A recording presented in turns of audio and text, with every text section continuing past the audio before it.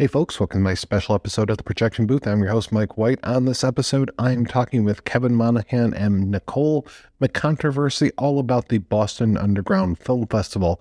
It is currently going on, you guessed it, in Boston.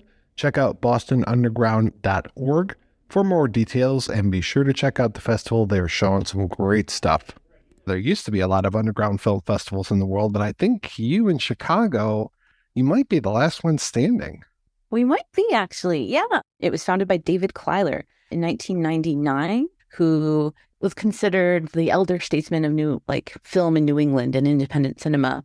And then just over the years, he brought on new staff, and I came on board in 2008. And Kevin had been on board maybe a year or two before me. And we've just been fully in charge of the festival since 2012. What is an underground festival? I love trying to answer that question because I think it's just a very relative term to where you are and what would be considered underground in the context of where you are. So festivals there used to be a New York Underground Festival, and they were very experimental, super experimental filmmaking. Chicago kind of has that vibe and lots of cool, weird indie stuff. Those were our origins, but then over the years, we've kind of been leaning more towards a lot of global genre cinema. So I feel in the context of Boston, which is a lovely place, but maybe just a little uptight. I say that with fondness. We tried to bring the weird here.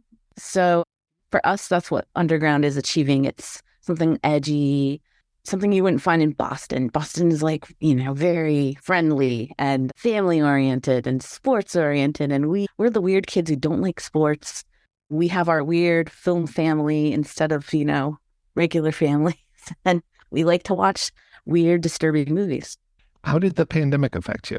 2020, we had our festival all ready to go. And about 10 days before the festival was going to start, we had to cancel. And that was a very expensive cancellation because we had paid for everything and pretty much everything collapsed. All the vendors we were working with, everyone disappeared. It was just total chaos. So, we lost that year all of our money financially. And then a really cool, unique opportunity came our way later in 2020. And we were part of 5 festivals that came together, 5 genre festivals from different parts of the U.S. We formed Nightstream, which was an online virtual genre festival that was with Brooklyn Horror, the Overlook Festival, Popcorn Frights, and North Bend. And we did a virtual festival. So it was a total pivot for everyone involved. We combined our forces, all our programming teams. We were able to salvage a lot of the buff programming, especially the shorts. And then we did that for 2 years during the pandemic. So 2 virtual festivals. It was wildly different than anything we'd done before. And it was amazing and collaborative, and we were still able to connect with our audience here and then connect them with sort of the broader genre film family in the US. So that's how we spent the pandemic. And then last year, we came back physically for the first time. Where's the festival actually held? So it's held at the Brattle Theater in Harvard Square, which in a kind of funny way, you could consider it underground because the theater is sort of technically underground. You have to go down a set of stairs. It's a lovely art house cinema. It's been there since the 50s. They show lots of cool art house films, and they've been our home for 10 years. We love them, and they love us. One of the things that I really love about independent film festivals is that they're kind of a temperature gauge for where we are in the art world. Can you tell me a little bit about some of the choices of films this year? And are you seeing any themes, or what the state of underground film in 2023? Whatever comes our way, submitted or screening at other festivals or anything, the films always speak to you like tea leaves. There's always some themes that jump out. I think of it all as a zeitgeist of what's going on in the world. So a distorted mirror version of a lot of the complex things we as a collective society are going through, the trauma of the pandemic. And so lots of themes of loneliness, family bonds disintegrating, trying to bring families back together, families just trying to get through stuff together, being torn apart, coming back together, these sort of things. Those are the really general strokes of what reflects what's going on mentally for everybody. This is achieved through a variety of ways, monsters, allegory, metaphor. So Lots of really cool, weird, subdued sci-fi, I think, has really come out this year. Things that you wouldn't consider sci-fi, but have sci-fi elements. So a lot of blended genres in the program this year. So what movies really lit a fire for you? What were the ones where you're just like, this has to be in the festival this year? I mean, they all are, right? You have to a certain degree. I mean, of course, I'll shout out the very specific ones, but it's like choosing between my children. It's not fair, not a fair question. But to give like kind of a sense, we watch hundreds of movies a year, like as a team. So like for us, like these were the ones. These are the ones. So they all come with the seal of both approval and high recommendation. But if I have to choose children, and you're really twisting my arm here. I have no regrets. I have to say, our closing night film, Rebel, is an incredibly special film. It's by this Belgian duo directors, Adil and Bilal. It is, and they are, they've done the new Bad Boys movie. So this sounds like, what? What do you mean? Like, who are these? What are you doing with this film? This is their passion project film. It's about family kind of being torn apart by sort of jihadist recruiter forces, and like they go on this really epic journey. So it's like family drama, but also action. These directors are a really cool sense of style and swagger with the way they direct. So it's like, it's got everything. It's action, drama, high stakes, musical. I love blended genres. We love blended genres here above. So this is definitely one to check out. It's kind of flown under the radar since it debuted at Cannes last year. This is the one. My other favorite child is Piaf. This is directed by Anne Oren. This is magnificent, weird, erotic, like Barbarian Sound Studio a little bit with Foley artists, meets maybe Zoologica, where this woman is randomly growing a tail, and it's a liberating experience. So if that doesn't intrigue you, you may not have a pulse. I feel like come watch this amazing pony woman discover her inner power. It's amazing. Tell me about some of the shorts. I mean, that's one of the things that I really appreciate about film festivals as well, is because you don't get to see those. I mean, yeah, everybody's like, oh, well, YouTube, it's great for shorts, but to have a curated program of shorts and to have several, because you've got at least 4 or 5 blocks of shorts that you're doing? At least 5. Yeah, it's usually between 5 and 6. And this is where I would love Kevin to be here to talk more to that, because he kind of manages the shorts program teams. But yeah, there's sort of categorical continuity over the years. So there's one that's kind of more of a horror comedy themed, one that's animated themed, one that's New England horror, specifically, so regional horror. We do a music video block that is all genre music videos from near and far. And then there's always this miscellaneous block that has never been one particular niche. It's sort of the theme changes from year to year. And we've got a team of about 6 programmers who watch thousands of shorts a year and put these together. And lots of local talent highlighted throughout, but lots of international stuff in there as well. Things that have played lots of genre festivals, from Fantastic Fest to Beyond Fest to Stitches, stuff that's brand new, debuting here, getting its festival run start here. Yeah, I don't know. We love shorts. That's where new talent is born and new voices are established. So it's always exciting to have a space for that, to celebrate that, and to hopefully nurture that. We like to support filmmakers throughout their careers as long as we can. There's a fair number of people that are alumni that have been here at the festival before. Also lots of new faces. And the other thing I like about festivals as well is that you actually get to meet some of the filmmakers. How many filmmakers do you have coming in, and can you highlight some of them? Yeah, sure. So a lot of the short filmmakers come in on their own dime, which is great. I wish we had the funding to be able to support that, because I would love that.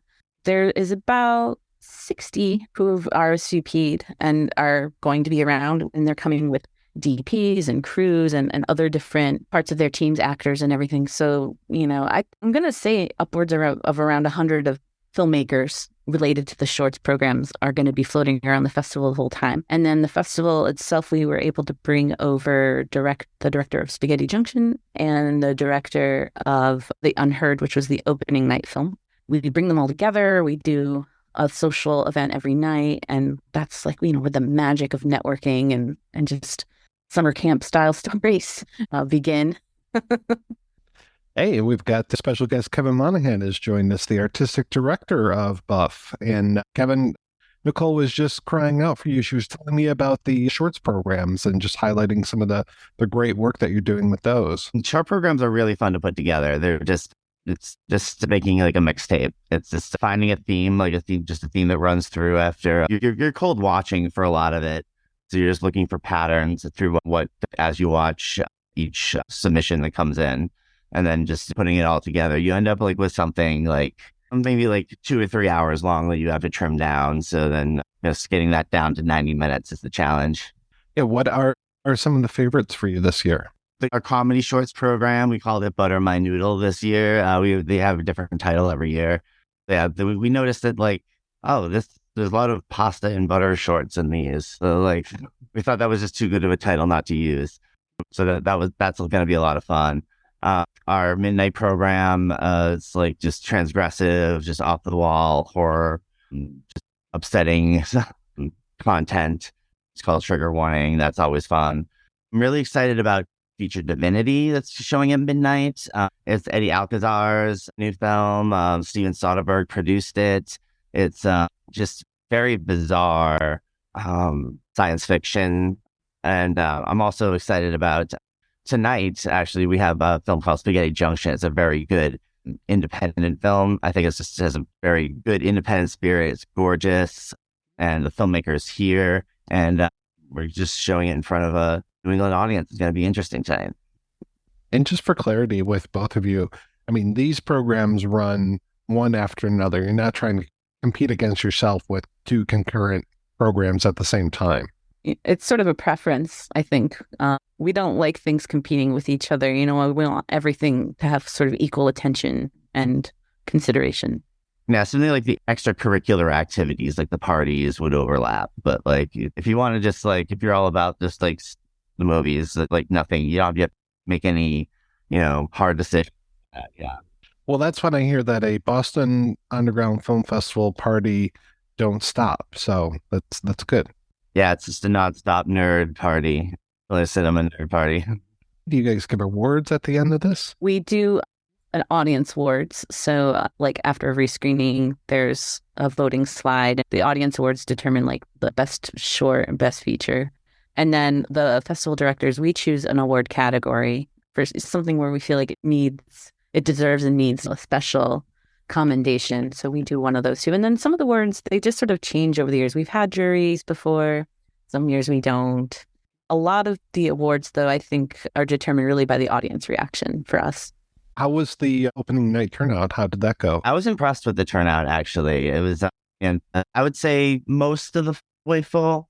I don't know, like when the last time we had anything sell out, in the post-COVID world. But yeah, so far so good. I think, yeah. It was a great turnout. It was great. The filmmakers are happy. The house looked very full. Very nice, lively Q&A conversation. It's like everyone was all smiles.